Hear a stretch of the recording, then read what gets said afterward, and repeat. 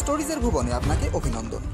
এবার আপনার জন্য বিভূতিভূষণ বন্দ্যোপাধ্যায়ের সুন্দরবনের 7 বৎসর আজ প্রথম পর্ব। আর এই গোটা পর্ব জুড়ে কণ্ঠ দিয়েছি আমি, সৌরভ।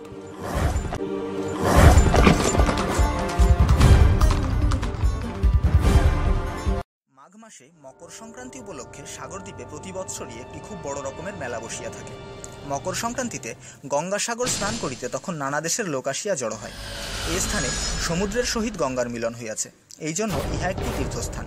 প্রতি বৎসর হাজার হাজার লোক বাংলা, বিহার, উড়িষ্যা, নেপাল, পাঞ্জাব প্রভৃতি দূর দেশ হইতেও এইখানে এই যোগ উপলক্ষে আসিয়া থাকে। বহু সাধু সন্ন্যাসীরও সমাগম হয় এবং মেলায় নানা দেশ হইতে ব্যবসায়ী লোক সমুদ্রের তীরে বিস্তীর্ণ বালুকারাশির ওপর এই বৃহৎ মেলাটি বসিয়া থাকে। তীর্থের কাজে 3 দিনের বেশি লাগে না বটে, কিন্তু মেলাটি চলে অনেক দিন। যাত্রীরা ভোরে উঠিয়া সাগরে স্নান করে, তারপর পঞ্চরত্ন দিয়া সাগরের পূজা করিয়া কপিল মুনির মন্দিরে গিয়া মুনির প্রতিমূর্তি দর্শন করে এবং সেখানেও পূজা দেয়।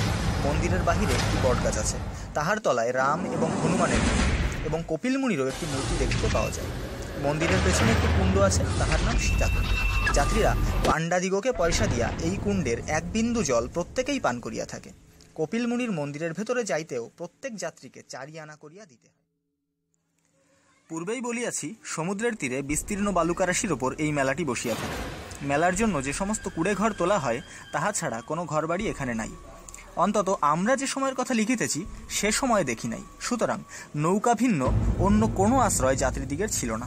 তখন স্টিমার ছিল না, যাত্রীদিগকে নৌকা করিয়াই গঙ্গাসাগরে যাইতে হইত।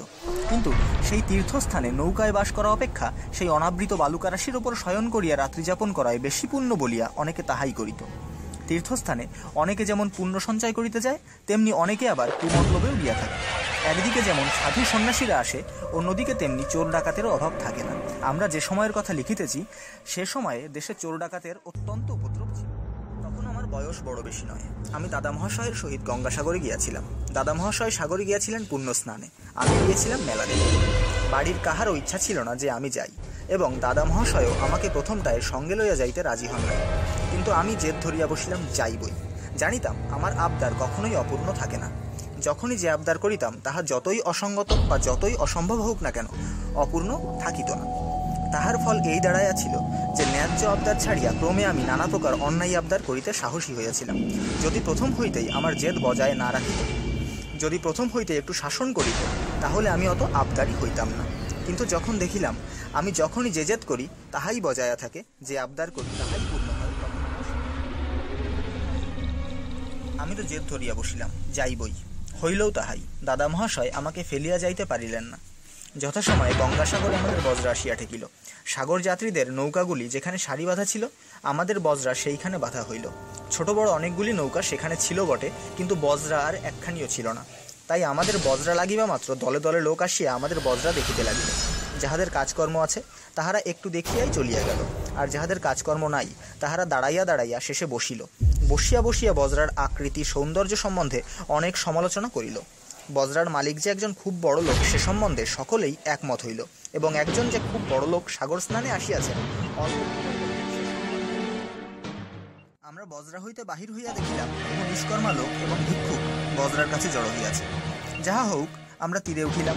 দাদা মহাশয় একজন বিশ্বস্ত লোকের হাতে আমার ভার দিয়া নিজে তীর্থকার্য করিতে গেলেন। আমি সেই লোকটির সঙ্গে ঘুরিয়া ঘুরিয়া মেলা দেখিয়া বেড়াইতে লাগিলাম। দাদা মহাশয় সমস্ত দিন তাহার নিজের কাজ লইয়া থাকিতেন। আমি কি করিতাম না করিতাম তাহা দেখিবার তাহার অবসর ছিল না। আমি সমস্ত দিন মেলায় ঘুরিয়া বেড়াইতাম। মেলায় যে কেবল ঘুরিয়া বেড়াইতাম তাহাই নয়, দাদা মহাশয়ের হুকুম ছিল আমি যখন যাহা চাহিব তখন তাহাই দিতাম। সুতরাং আমার খুব মজা।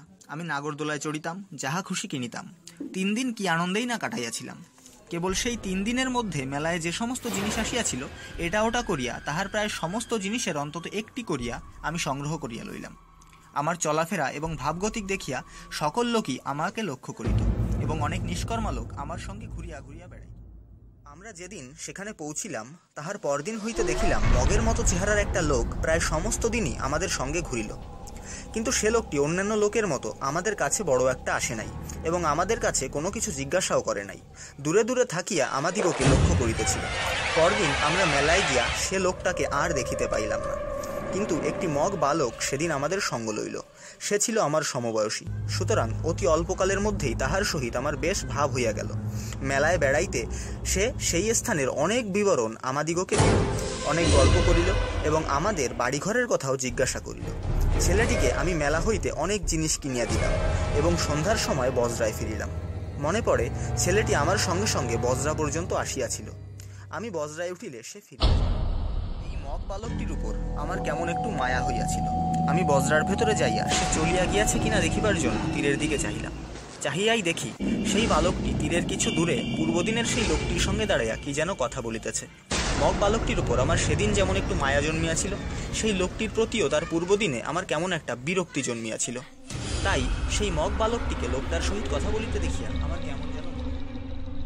যাহা হোক, পরদিন প্রাতকালে আমাদের বাড়ি ফিরিবার কথা, সুতরাং তাহার বন্দোবস্ত হইতে লাগিল।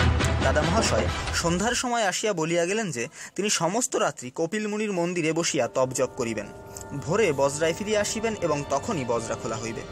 সন্ধ্যার পরেই আমাদের খাওয়া দাওয়া শেষ হইল এবং সমস্ত দিনের ক্লান্তির পর কতক্ষণ ঘুমাইয়াছিলাম জানি না।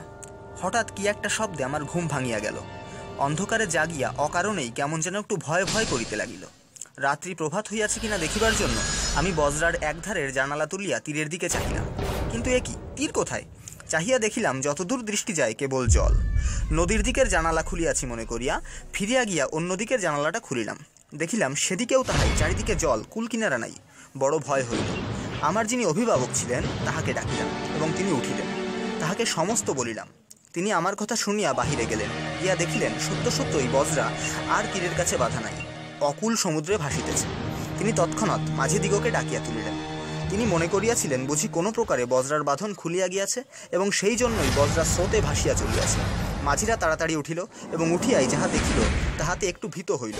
একজন মাঝি তাড়াতাড়ি হালের দিকে যাইবে, এমন সময় হালের নিকট হইতে কে একজন অতি কর্কশ কণ্ঠে কহিল, খবরদার, কেউ এক পাও নড়েছ কি মরেছ?